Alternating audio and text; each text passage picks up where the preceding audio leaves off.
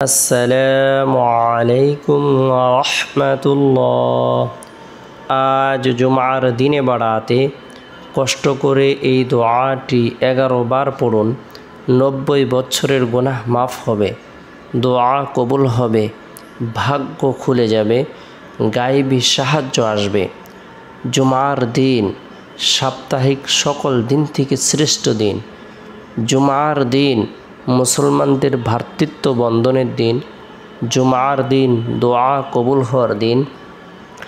জুমার দিন আল্লাহ তাআলার পক্ষ থেকে নূর প্রদান করা হয়ে থাকে। জুমার দিন অসংখ্য অগণিত নারী পুরুষদেরকে আল্লাহ তাআলা মাফ করে দেন, তাদের জীবনের গুনাহকে আল্লাহ পাক রব্বুল আলামিন ক্ষমা করে দেন। জুমার দিনের বৈশিষ্ট্য, জুমার দিনের ফজিলত, জুমার দিনের তাৎপর্য আল্লাহ তাআলা কালামুল্লাহ শরীফের মধ্যে ইরশাদ করেছেন, ইয়া আইয়ুহাল্লাযীনা আমানু ইযা নুদিয়া লিস-সালাতি মিন ইয়াউমিল জুমআতি ফাসআউ ইলা যিকরিল্লাহি ওয়া যারুল বাই', যালিকুম খায়রুল লাকুম ইন কুনতুম তা'লামুন। হে মুমিনগণ, জুমার দিনে যখন জুমার নামাজের আজান দেওয়া হয় তখন তোমরা আল্লাহ তাআলার স্মরণে নামাজের উদ্দেশ্যে মসজিদে চলে যাও এবং বেচাকেনা বন্ধ করো। এটা তোমাদের জন্য উত্তম যদি তোমরা উপলব্ধি করতে পারো আল্লাহ তাআলার কাছে নামাজের চেয়ে প্রিয় বস্তু আর নেই।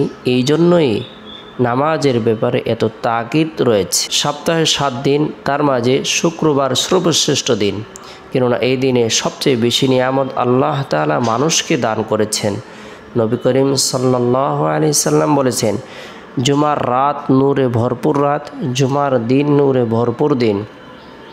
রাসূলুল্লাহ সাল্লাল্লাহু আলাইহি সাল্লাম আরও বলেন, যে মুমিন বান্দার মৃত্যু জুমার দিনে অথবা রাতে হয় আল্লাহ তাআলা তাকে কবরের আযাব হতে বাঁচিয়ে রাখেন। আল্লাহ তাআলার কাছে জুমার দিন অপেক্ষা ভালো আর দিন নেই। এই দিনে এমন একটি সময় আছে যখন কোনো মুমিন বান্দা আল্লাহ তাআলার কাছে কোনো কিছু দোয়া করবে, আল্লাহ তাআলা তা কবুল করবেন। সুবহানাল্লাহ। হযরত আবু হুরায়রা রাদিয়াল্লাহু তাআলা থেকে বর্ণিত, রাসূলুল্লাহ সাল্লাল্লাহু আলাইহি সাল্লাম ইরশাদ করেছেন, যেসব দিবসে সূর্য উদয় হয় তার মধ্যে জুমার দিবসে উত্তম। ওই দিবসেই হযরত আদম আলাইহিস সালামকে সৃষ্টি করেছেন, ওই দিবসেই তাকে দুনিয়াতে পাঠানো হয়, ওই দিনই তার তওবা কবুল হয় এবং ওই দিন তিনি ইন্তিকাল করেন। ওই দিনই কিয়ামত সংঘটিত হবে। প্রত্যেক জুমার দিন জিন ও ইনসান ব্যতীত সমস্ত প্রাণীকুল, সমস্ত মাখলুকাত, সমস্ত সৃষ্টিজীব আল্লাহ তাআলার ভয়ে ভীত সন্ত্রস্ত থাকে। জুমার দিন কোনো ব্যক্তি যদি আল্লাহর ইবাদত বন্দেগী করে, রব্বুল আলামিনের দরবারে রুনাজারি করে, আল্লাহ পাক রব্বুল আলামিন তার জীবনের সকল গুনাহকে মাফ করে দেবেন। জুমার দিনের বিভিন্ন আমলের কথা হাদিসে বর্ণিত হয়েছে। এর মধ্যে থেকে উল্লেখযোগ্য ফজিলতপূর্ণ একটি আমল হলো জুমার দিন সূরাতুল কাহাফ তেলাওয়াত করা। যে ব্যক্তি জুমার দিন সূরাতুল কাহাফ তেলাওয়াত করবে, আমল করবে, আল্লাহ পাক রব্বুল আলামিন তাকে দাজ্জালের ভয়াবহ ফিতনা থেকে নিরাপত্তা দান করবেন। যে ব্যক্তি জুমার দিন সূরাতুল কাহাফ আমল করবে, আল্লাহ পাক রব্বুল আলামিন তার ঈমানের মধ্যে একটি নূর প্রদান করবেন, যে নূরটি দীর্ঘ 1 সপ্তাহ পর্যন্ত তার অন্তরের মধ্যে চমকাইতে থাকবে। যে ব্যক্তি জুমার দিন সূরাতুল কাহাফ তেলাওয়াত করবে, আল্লাহ তাআলা তার জন্য 70,000 ফেরেশতা নিযুক্ত করে দিবেন। এই 70,000 ফেরেশতা দীর্ঘ 1 সপ্তাহ পর্যন্ত তার জন্য মাগফিরাত কামনা করতে থাকবে। আমরা যারা কোরআন পড়তে পারি, আমরা গুরুত্ব সহকারে জুমার দিন ফজরের নামাজের পর থেকে নিয়ে জুমার নামাজের আগ পর্যন্ত যে সময় রয়েছে, এই সময়ের মধ্যে সূরাতুল কাহাফ আমল করার জন্য চেষ্টা করব। পরিবার পরিজনদেরকে আমল করার ব্যাপারে উৎসাহ প্রদান করব। স্ত্রী সন্তানদেরকে অবশ্যই সূরাতুল কাহাফ আমল করার ব্যাপারে তাকিদ প্রদান করব। আল্লাহ তাআলা দাজ্জালের ভয়াবহ ফিতনা থেকে নিরাপত্তা দান করবেন সূরাতুল কাহাফ আমলের বরকতে, সূরাতুল কাহাফ আমলের উছিলায়। এরপরে জুমার দিন জুমার নামাজ সম্পূর্ণ করার পর নিরিবিলি এক পরিবেশের মধ্যে বসে জীবনের যত গুনাহ করেছি, নাফরমানি করেছি, অন্যায় অপরাধ করেছি, সকল গুনাহের কথা স্মরণ করে, নাফরমানির কথা স্মরণ করে, অন্যায় অপরাধের কথা স্মরণ করে খাটি দিলে তওবার নিয়তে 11 বার ইস্তিগফারের আমল করব। আস্তাগফিরুল্লাহ রাব্বি মিন কুল্লি যামবি ওয়া আতুবু ইলাইহি আস্তাগফিরুল্লাহ রাব্বি মিন কুল্লি যামবি ওয়া আতুবু ইলাইহি।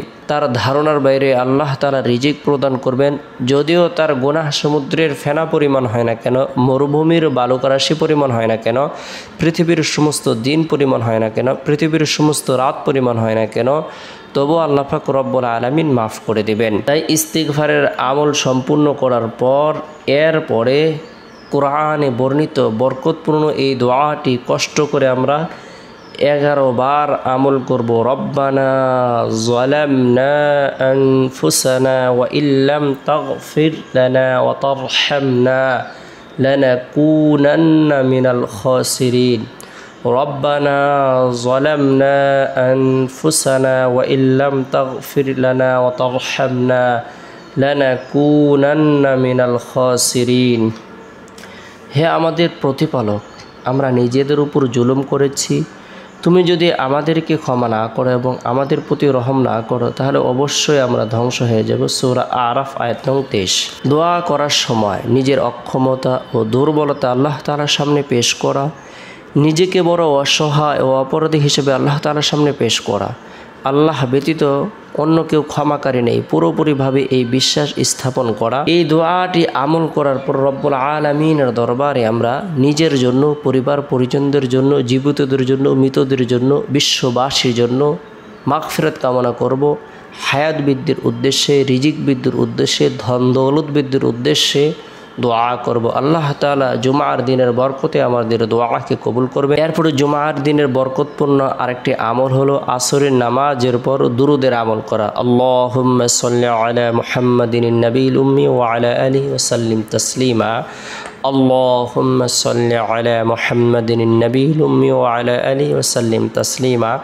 কোনো ব্যক্তি যদি আসরের নামাজের পর গুরুত্ব সহকারে এই দুরুদের আমল করে আল্লাহ তাআলা তার সগীরা গুনাহগুলো মাফ করে দিবেন। বরকতপূর্ণ এই দুরুদের আমল করব। মাগরিবের পূর্ব মুহূর্তে রব্বুল আলামিনের দরবারে রুনাজারি করব, দোয়া করব। কেননা জুমার দিন আসরের পর থেকে নিয়ে মাগরিবের পূর্ব মুহূর্ত যে সময় রয়েছে, এই সময়টি অত্যন্ত বরকতপূর্ণ এবং ফজিলতপূর্ণ সময়। এই সময় আল্লাহ তাআলা দোয়াকে কবুল করে থাকেন।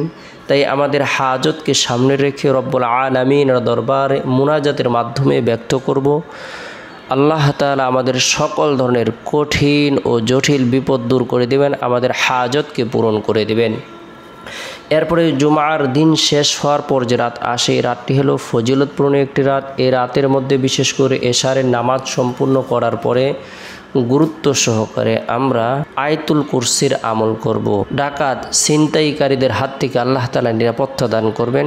তাই আয়াতুল কুরসির আমল করব। রাতে ঘুমানোর পূর্বে আল্লাহর নাম নিয়ে ঘুমিয়ে যাব। আল্লাহুম্মা বিসমিকা আমুতু আহইয়া, এই দোয়াটি পাঠ করে ঘুমিয়ে যাব।